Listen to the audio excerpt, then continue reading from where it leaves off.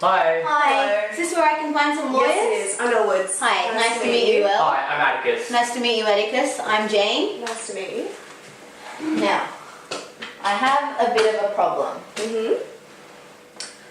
So my family and we reside in the Baringa region, and we've been doing so for so many years.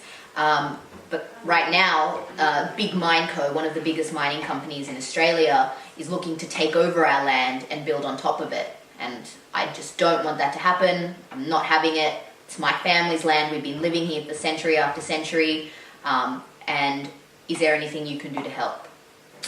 Okay, it sounds like what you're looking for is a native title claim, which essentially means you're going to assert your Indigenous right to that land and your family's right to that land. Now, to prove a native title claim, what we need to do is establish that you and your family or you and your ancestors have had continuous connection with that land going back several years. Now, have you ever not lived on this land? So my family and we were taken off the land for approximately 5 years or so when I was a child, but we managed to come back onto the land and we've been living there ever since. Okay, that's essential. We needed to know that. Thank you very much. So basically, well, I think that according to the law, we definitely have to take it to court. We have to tell the court. It's part of the rules. It's part of our duties as lawyers to be ethical and disclose everything. Okay. No, I disagree. Think about it. This family deserves this land. They deserve this land as Indigenous people. Like, we can hide it from the court. Like, you don't need to admit that we've lived away from the land. We'll just not mention it. That's not really misleading. I mean, even if it is, it's totally justified. I know that you strongly believe in native title and claims and Indigenous claims, obviously, but as lawyers, it's just not the ethical thing to do. We honestly just cannot. It's part of the law. We need to abide by the rules of the law. What kind of lawyers would we be if we didn't do that?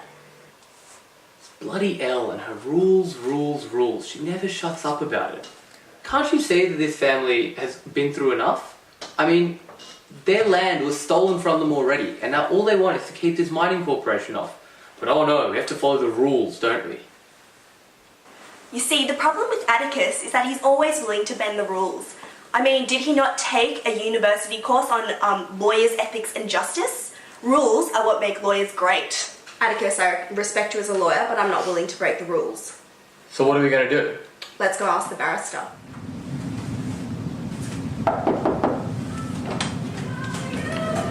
Hi, Chloe. Hello! Sorry, hello. Can I help you? Did you get my email about the native title claim case? Yeah, look, I did, but you know how I feel about native title. I just don't believe in it. I don't want to take on a case that I don't believe in.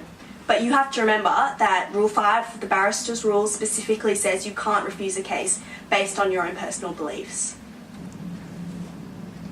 I just can't stand native title claims.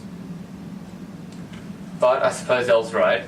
I do have to put those beliefs to one side. Rule 5 is important. And I've asked around. No one else is willing to take the case on. No, I'm going to have to do it. And if I'm going to do it, I'm going to do it to the best of my ability.